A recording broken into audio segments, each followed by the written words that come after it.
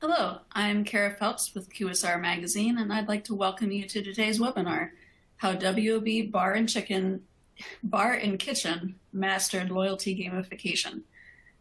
How engaging is your loyalty program? World of Beer's loyalty program allows customers to collect badges, complete challenges, and climb the ranks of local leaderboards. Beneath all the fun is a robust loyalty program that provides value to customers and keeps them coming back. Games are particularly great for brands looking to strengthen connections with Generation Z and millennials. Collectible badges, NFTs, scratch cards, giving your guests something to brag about, or a chance at huge rewards is a sure way to generate excitement and strengthen your bottom line. A few housekeeping notes before we get started. First, a recording of this session will be linked at qsrmagazine.com, and you can use today's login link for on-demand viewing. Second, slides for today's program are available for download using the resources widget on the webinar console. And finally, we will be answering audience questions at the end of the program, but please feel free to submit a question at any time. Our featured speakers today are Ryan DeLello, Content Specialist at Paytronix, and Cori Rosecrans, who is World of Beer's Director of Brand and Digital Marketing. I'll turn it over to them to get started. Kara, thanks so much, and thanks again to everyone for joining this afternoon's webinar, How World of Beer, Bar, and Kitchen Mastered Loyalty Gamification. We'll start today just by going through the agenda. As the title alludes, we're going to be talking about loyalty gamification. I'll introduce what gamification means, discuss some of the different forms, such as badges and challenges that gamification comes in, and then provide some reasons for why you might consider gamifying your program. I'm thrilled to bring in Cori Rosecrans from World of Beer to discuss how her brand has used gamification in the form of badges and challenges. And today we're going to talk through how the World of Beer program works, as well as look at some data charting its success. So Cori, thanks so much for joining us. Why don't you introduce yourself and tell us a little bit about World of Beer? Hi, my name is Cori Rosecrans. I am the Director of Brand and Digital Marketing at WOB Bar and Kitchen. I've been with World of Beer for 7 years, so I'm really close with the brand, and I have been leading our loyalty efforts since our relaunch or rebrand of the program in 2016-2017. So World of Beer was founded in 2007 in Tampa, Florida, where our headquarters is actually based. And the first World of Beer started just as a craft beer bar. And it was created as a place where local friends could get together and enjoy awesome craft beers from all over the country and around the world. And since then, our concept has really evolved, and it now showcases a full food and spirits menu, along with hundreds of beers in our floor-to-ceiling coolers and rotating taps. It's just a welcoming place for friends to gather, drink, eat, and just enjoy good conversation with good company. In terms of loyalty, WOB Rewards, our loyalty program today, it features not only a one-to-one spend $75 and earn a $5 reward structure, but it layers in these deep-rooted gamifications that really help cultivate and nurture many of our most important and loyal members. Members can use our app for all things loyalty and rewards tracking, as well as being able to track every new beer they try in our system and compare their unique beers tried with peers. They can collect badges based on different styles and package types for personal achievement, participate in challenges to try different beers from around the world and win exciting prizes, and are targeted with one-to-one segmented campaigns. Awesome, Cori. Now, as I mentioned, for those of you who may not be familiar, gamification in a broad sense is the application of typical elements of a game playing to other areas of activity. Typically, we see this as an online marketing technique to encourage engagement with a product or service.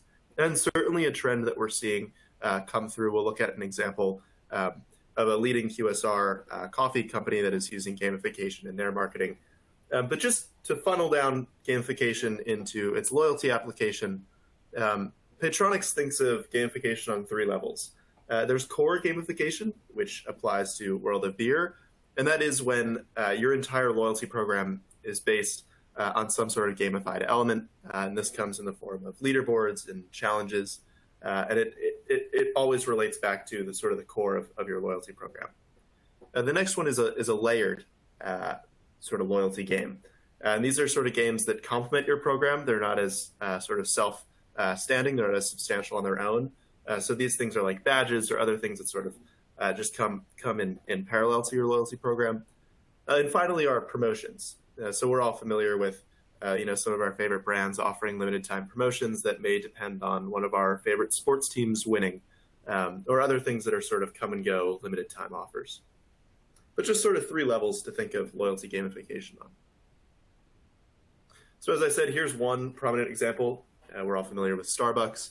Starbucks is holding a sort of a holiday-themed badge program at the moment that lets players enter for chances to win various prizes, everywhere from T-shirts up to Starbucks for life, and you can rack up your amount of chances to win based on the number of activities that you complete. So just some screenshots from my colleague Jess, who's an avid Starbucks fan.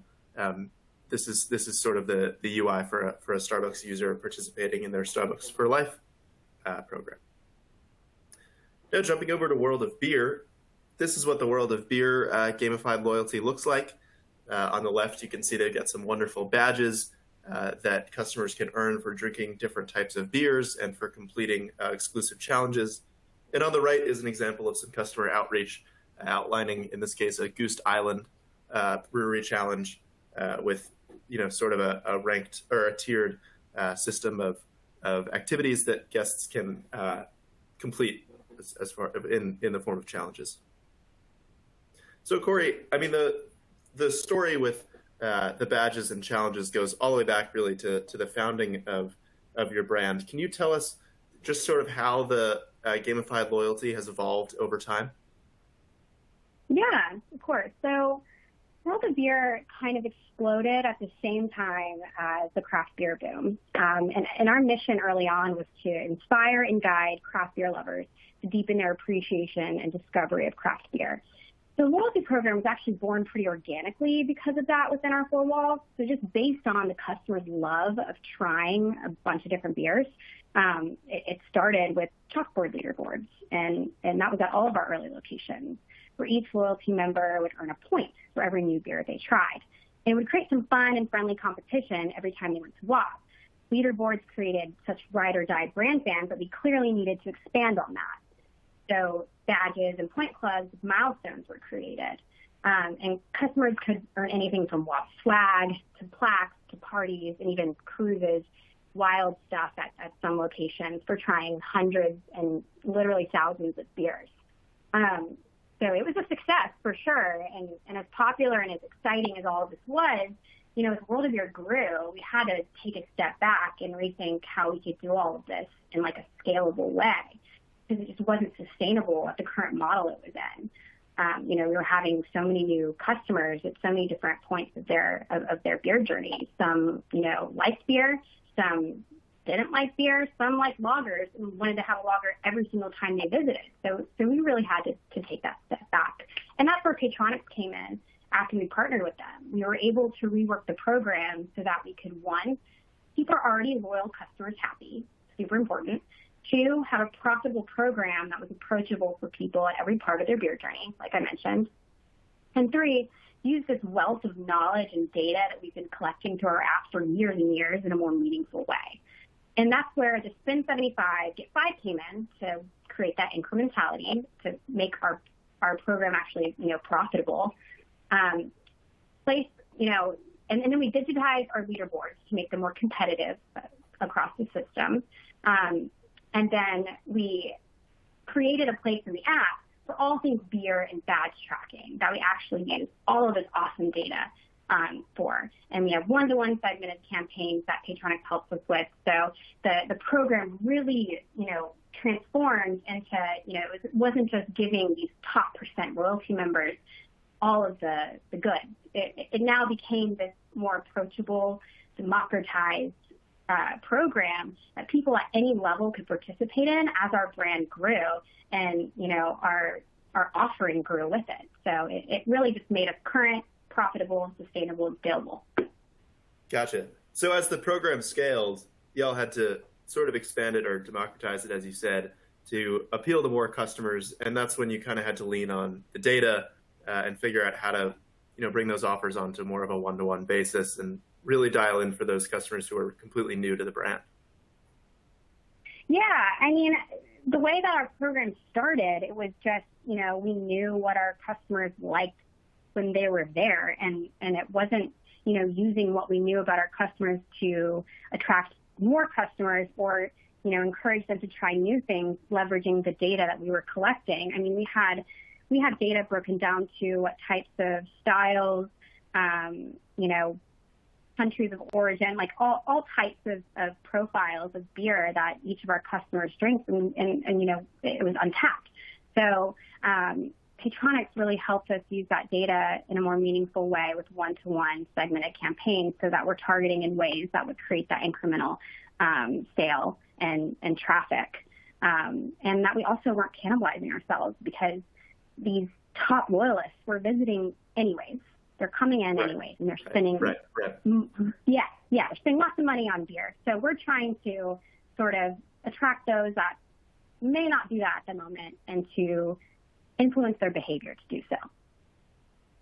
Gotcha. So with a timeline sort of established, and now we know where the World of Beer brand is with loyalty, I wanted to delve a bit more and ask you, how does your badge program work, and how do these challenges work? And maybe take us through why did you choose to go with badges and challenges in the first place? They really just fit perfectly into what we were already doing. So the beer tracking and leaderboards of it all, badges were relevant in the craft beer world. I know a lot, those listening that were sort of in the mix during that time, and even today, with different apps like Untapped, like badges are super relevant and interesting when it comes to trying craft beer. So it was really keeping up with what was popular and current. So badges are essentially customers can try different styles, package types, beers from different countries, or earn them from completing challenges and earn them as a badge of honor or personal achievement throughout their beer journey at WOB. We show them off to friends. They're really interesting. It showcases the variety, the worldly offering that we have. And then challenges is really leveraging it's really leveraging all of those beer partnerships and the worldly beers that we have, and to try to promote those beers and, give people opportunities to win trips to beer capitals of the world, just really awesome beer places. So those two things really just fit within what we were already doing with the beer leaderboards. Gotcha. And so just take us through quickly how the badges work, what the tracking looks like, what its value is for your customers, and how the challenges work. Can you repeat that, sorry? Just take us through quickly how the badges work and how the challenges work for your customers. So the badges work. So when customers try different beer styles, package types, beers from different countries, they can earn them and, they can complete certain challenges and earn badges from that. And it's really the badges itself are a badge of honor, personal achievement. And the challenges are when we partner with our, brewery partnerships and we feature worldly beers and, we encourage customers to try those certain beers so they can win trips to beer capitals of the world. So it's really to highlight our differentiators and our assortment of beers worldly, or even, in the country. So it was really like a way to leverage, what we're already good at and highlight it with badges and challenges. Awesome, Cori. Yeah, I'm getting the full picture now. So for those of you attending who maybe have a brand that isn't at all like World of Beer, here are some reasons that you should still consider badgification. The first is behavior change. And Cori talked about how the loyalty program has grown from being able to sustain the activity of a ton of really loyal customers to being able to actually change and grow the value of new customers. And that's what culminates in the first value prop here, which is that loyalty programs are geared towards encouraging members to shop more. And so by adding the ability to earn badges, you can tap into their competitive nature and encourage those members to complete the desired task and grow with your brand. So it's not only about collecting the data, sitting on it, and analyzing all the ways in which your customers are already supporting you and informing some future good practices for your brand. It's about building a loyal customer base and being able to change their behaviors in ways that are beneficial to your brand and to the customer experience. Another value is margin savings. If customers are motivated by discounts, badges can also incent incremental purchases, spend, or completion of the desired activity, typically at a much lower cost. And finally, there's the appeal to younger shoppers, which we'll look at a bit more in depth on the next slide. But Generation Z and millennials tend to seek programs that provide more instant gratification for their activity. Layering badges in can help to add an array of fun and easy options for providing that.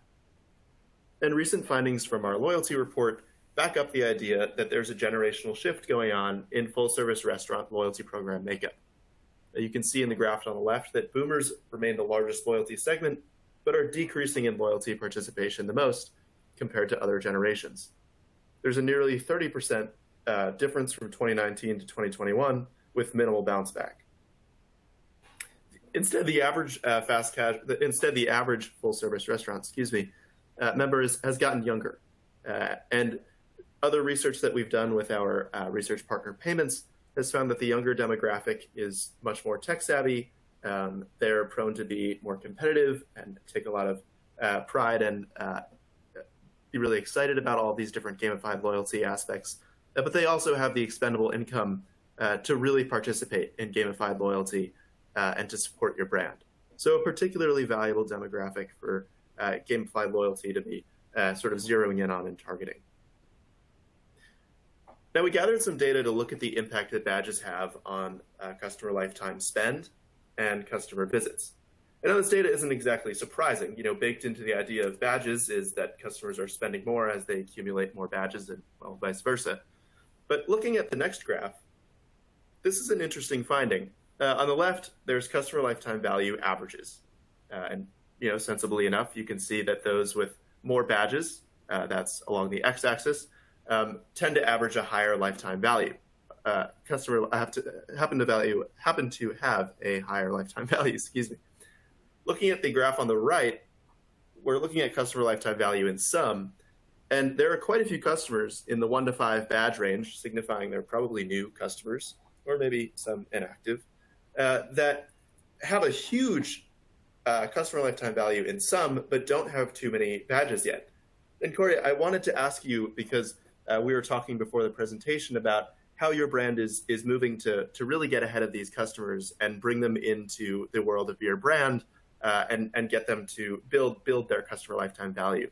And that begins with one-to-one marketing. So I wondered if you could just sort of speak to how your team is approaching those findings since you've been leveraging the data recently. Yeah, so, candidly, this is something we've known for a while. We recognize wholeheartedly how important this, segment of our customer base is and how large it is. And it's been on our radar. And I think, we have such a wealth and massive amount of data as it relates to, beers and badges and all of these things. And we have plans to utilize segmented one-to-one targeted campaigns that really hones in on a customer's beer taste and preferences to influence badge behavior. So that is our goal, yes. And we have lots of tactics that we're working as we move into the next phase of WOB Rewards, sort of like a back to beer kind of effort. The world's changing quickly. We've had to make a lot of nimble changes as an organization. And so, it's something we're striving towards. It's untapped territory at the moment, but we're really excited for what's, the future of our program with all of this. That's awesome to hear. And I think there's such a great utility to that sort of two-pronged approach. That is, the $5 in every 75 spent along with some one-to-one marketing alongside all of the badges. Because as you can see, going back to the previous slide, the growth in lifetime spend and visits is just exponential and really starts to take off as soon as you cross that maybe 25 to 30 badge benchmark. So having the marketing data and data-driven offers in place to work your customers up along that badge accumulation really pays off in the long run. So it's really cool to see, and I just wanted to conclude this presentation by looking at some results that came in from 2 recent challenges that you conducted, one with Irish breweries, including name brands like Guinness, Smithwick's, and Harp, and Oktoberfest challenge, both of them just absolutely smashing results. And I really wanted to call attention to the unbelievable completion rate in the challenges, as well as the differentials that we're seeing with a loyalty check compared to the average check, up over 10% in the Irish Brewery Challenge and up over 25% for the Oktoberfest. And just, it's to put numbers to this is so great, but it's already such a fun challenge that speaks to the world of beer culture. And it's great to see that sort of continuity between how a brand identifies itself and how they go about motivating their guests and changing their behavior to build a stronger customer base. So with that, I'm going to turn it over to the crowd with some questions for Cori.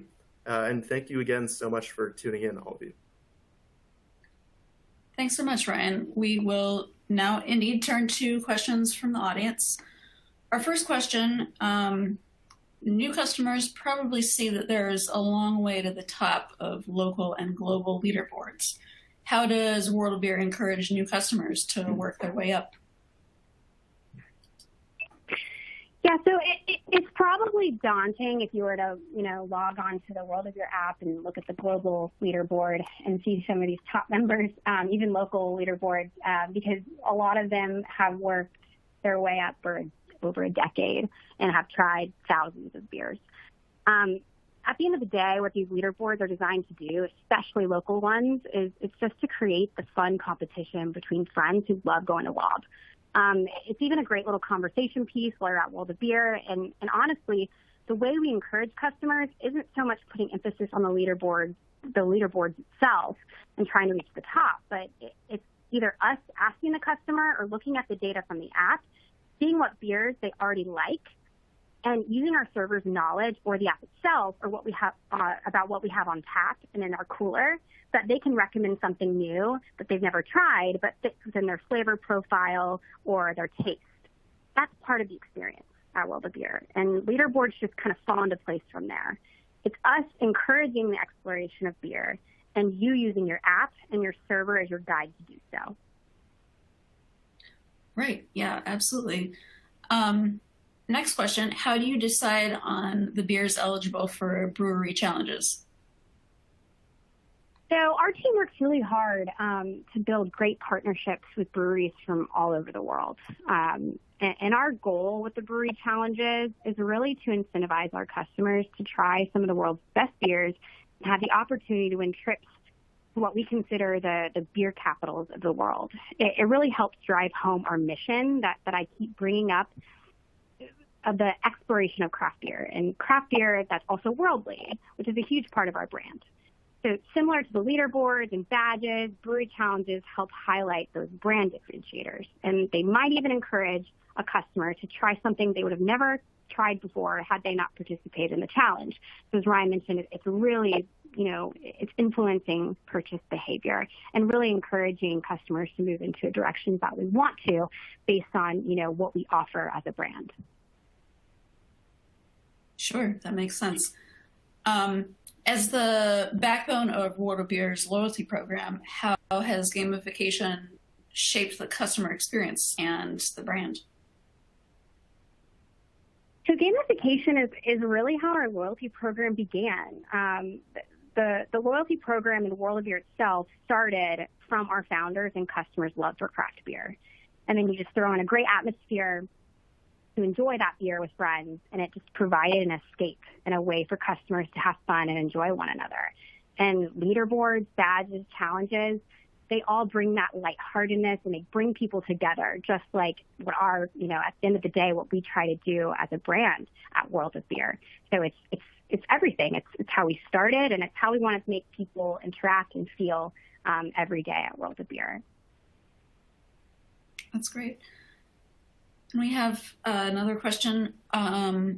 What techniques have you used to get such high completion rates? So I think I'm not going to give any groundbreaking secrets. It obviously starts with training. Just making sure you're properly training the field and operations about the brand. a no-brainer. But I think it's really the technique with the brewery challenge specifically. It's within the beers we choose. So you'll see the beers that we choose, as I mentioned, they're not just we just pick a beer and that's that. We pick really relevant worldly beers that we partnered with and are considered really great quality. And I think it honestly translates to the completion rates. They're trying these beers, they're enjoying their experience, and they're wanting to win these awesome trips. I mean, going to Oktoberfest in Germany, going to Dublin, Ireland, and getting a VIP tour of the Guinness Brewery. All of these awesome prizes are just incentivizing in themselves to really create that strong completion rate, in my opinion. Absolutely. Do you have any in-house programs for team members as well as guests or customers? So that's no, we don't. The answer is no. In terms of challenges that they can participate in the beer challenge space, they cannot at this moment. No, we do incentives internally, operationally, to help them push the program, but they do not participate in challenges. No. Sure. Okay, that's I believe that's all the time we have today. Thank you so much to Paytronix and to World of Beer for making this program possible, to our audience for attending, and of course, thank you so much to Cori for sharing your great insights. As mentioned earlier, a recording of this program will be linked on qsrmagazine.com, or you can use today's login link to view it at any time. Thanks again, and I hope that everyone has a great day.